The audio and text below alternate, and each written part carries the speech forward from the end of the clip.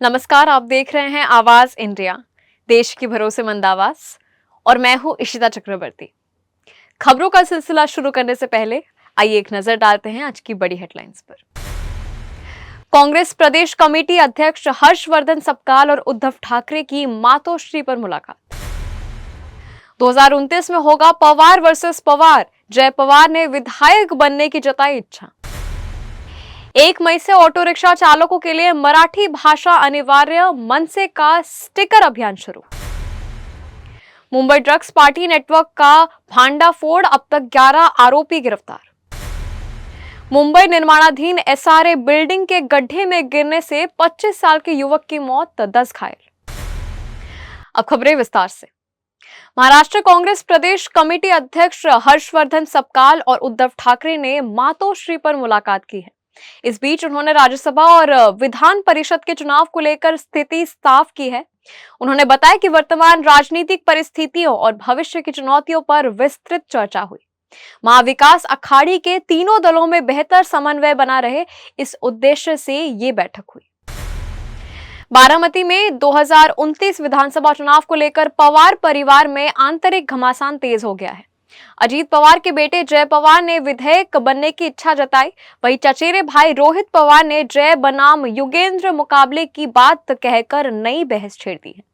परिवार के वरिष्ठ सदस्य श्रीनिवास पवार ने दोनों को जल्दबाजी न करने की सलाह दी। ये मुकाबला पवार परिवार के राजनीतिक भविष्य की दिशा तय करेगा। 1 मई से ऑटो और टैक्सी चालकों के लिए मराठी अनिवार्य होने से पहले ही एमएनएस ने इसकी तैयारी शुरू कर दी है।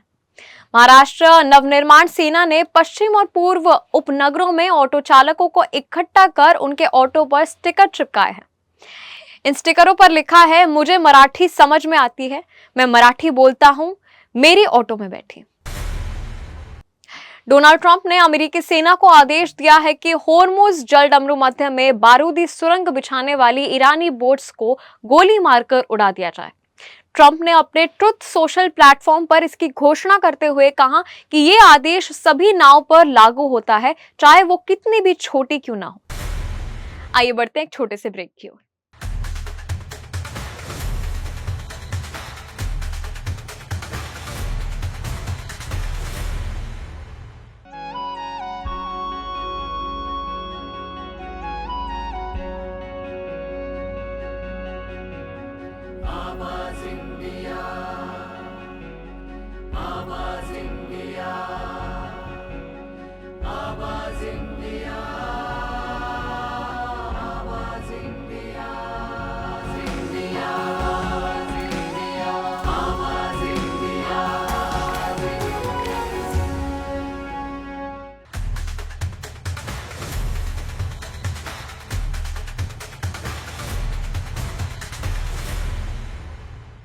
अब सभी का स्वागत है इस छोटे से ब्रेक के बाद। आइए अब नजर देते हैं अपनी अगली खबर की ओर। मुंबई के गोरेगांव स्थित नेस्को में आयोजित एक कॉन्सर्ट में ड्रग्स ओवरडोज से हुई 2 छात्रों की मौत के मामले में पुलिस ने शिकंजा कस दिया है। वनराई पुलिस ने इस ड्रग्स पार्टी नेटवर्क का बड़ा भांडाफोड़ करते हुए अब तक कुल 11 आरोपियों को गिरफ्तार किया है। इनमें मामले का मुख्य आरोपी आयुष साहित्य भी शामिल है। पुलिस ने आयुष के पास से करीब 15 लाख रुपए कीमत की 933 एमडी ड्रग्स की गोलियां बरामद की हैं। मुंबई के भांडू पश्चिम में मेट्रो मॉल के पास एक निर्माणाधीन एसआरए बिल्डिंग साइट पर कल रात एक गड्ढे में गिरने से एक युवक की मौत हो गई और 10 अन्य घायल हो गए। बताया जा रहा है कि पीड़ित पास के ही मातोश्री मैरिज हॉल से आए मेहमान थे। मुंबई फायर ब्रिगेड, पुलिस और 108 एम्बुलेंस सहित कई एजेंसियों को बचाव अभियान के लिए मौके पर भेजा गया।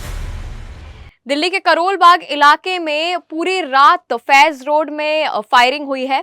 यहां कालका दास चौक के पास देर रात करीब 2:30 बजे से 3 बजे के बीच बदमाशों ने कई राउंड फायरिंग की।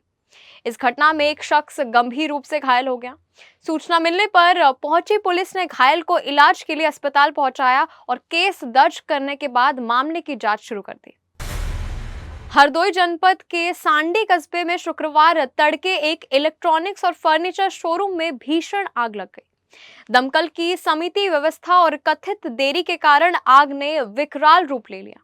इस घटना में शोभित इलेक्ट्रॉनिक्स एंड फर्नीचर शोरूम और उससे जुड़े गोदाम को करोड़ों रुपए का नुकसान हुआ। शोरूम मालिक पुनीत वाजपेयी को स्थानीय लोगों ने देर रात करीब 1:30 बजे आग लगने की सूचना दी। खबरों के सिलसिले में अब तक के लिए बस इतना ही। तब तक के लिए आप देखते रहिए आवाज इंडिया, सच्चाई की खोज।